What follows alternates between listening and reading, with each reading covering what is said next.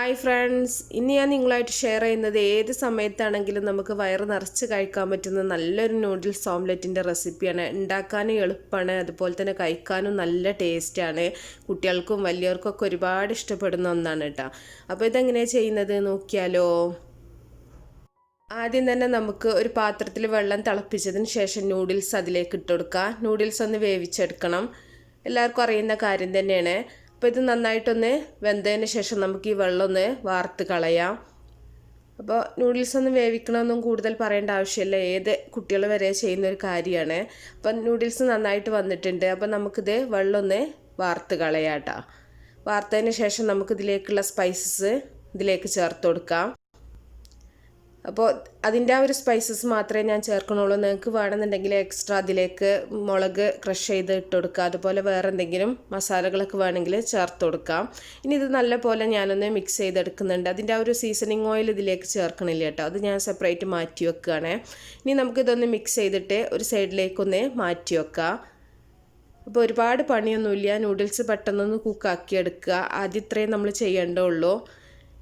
ഇനി ഒരു ബൗളിലേക്ക് ഞാൻ 2 കോഴിമുട്ട പൊട്ടിച്ച് വയ്ക്കുന്നുണ്ട്. മുട്ടയുടെ അളവൊക്കെ നിങ്ങളുടെ ഇഷ്ടത്തിനനുസരിച്ചിട്ട് എടുക്കുക കേട്ടോ. എത്ര ആൾക്ക് വേണമെന്നതിനനുസരിച്ചിട്ട് മുട്ടയൊക്കെ എടുത്താൽ മതി. ഞാനിവിടെ 2 കോഴിമുട്ടയാണ് എടുത്തിട്ടുള്ളത്. അപ്പോൾ ഇനി ഇതിലേക്ക് നമ്മൾ ആവശ്യത്തിനുള്ള ഉപ്പ് ചേർത്ത് കൊടുക്കണം. അതുപോലെ തന്നെ നിങ്ങൾക്ക് ഇഷ്ടപ്പെട്ട എന്ത് വെജിറ്റബിൾസും ഇതിലേക്ക് നിങ്ങൾക്ക് ചേർത്ത് കൊടുക്കുക. ഉപ്പ് ചേർത്തതിന് ശേഷം നല്ല പോലെ ഒന്ന് മിക്സ് ആക്കി എടുക്കുക. ഇനി ഞാൻ ഇതിലേക്ക് ഉള്ളി, തക്കാളി, പച്ചമുളക് ഇത്രയും അരിഞ്ഞതാണ് ചേർത്തിട്ടുള്ളത് കേട്ടോ. ഇതിലേക്ക് നിങ്ങൾക്ക് മല്ലിയില ചേർക്കുക, അതുപോലെ തന്നെ വേറെ എന്തെങ്കിലും ക്യാരറ്റ്, ക്യാപ്സിക്കം എല്ലാം നിങ്ങൾക്ക് ഇഷ്ടത്തിനനുസരിച്ചിട്ട് നിങ്ങൾക്ക് ചെറുതാക്കി അരിഞ്ഞത് ഇതിലേക്ക് ചേർത്ത് കൊടുക്കാം. അപ്പോൾ ഞാൻ പറഞ്ഞല്ലോ, അതുപോലെ തന്നെ ഇതിലേക്ക് മുളക് പൊടി, മഞ്ഞൾപ്പൊടിയൊക്കെ വേണമെന്നുണ്ടെങ്കിലൊക്കെ നിങ്ങൾക്ക് ചേർത്ത് കൊടുക്കാം കേട്ടോ. ഞാനിവിടെ സ്പൈസസ് ഒന്നും ചേർക്കണില്ല, അപ്പോൾ അതൊക്കെ നിങ്ങളുടെ ഇഷ്ടം പോലെ ചെയ്യാം. ഞാനിവിടെ പച്ചമുളക് മാത്രമാണ് ചേർത്തിട്ടുള്ളത്. ഇനി നല്ല പോലെ ഇതൊന്ന് മിക്സ് ചെയ്തെടുക്കുന്നുണ്ട്. പിന്നെ വീട്ടിലുണ്ടാക്കുന്ന സമയത്ത് നമ്മുടെ ടേസ്റ്റിനനുസരിച്ച് ഒരുപാട് മാറ്റങ്ങളൊക്കെ നിങ്ങൾക്ക് വരുത്താൻ പറ്റും കേട്ടോ. അപ്പോൾ നല്ല പോലെ ഒന്ന് മിക്സ് ചെയ്തെടുക്കുന്നുണ്ട്.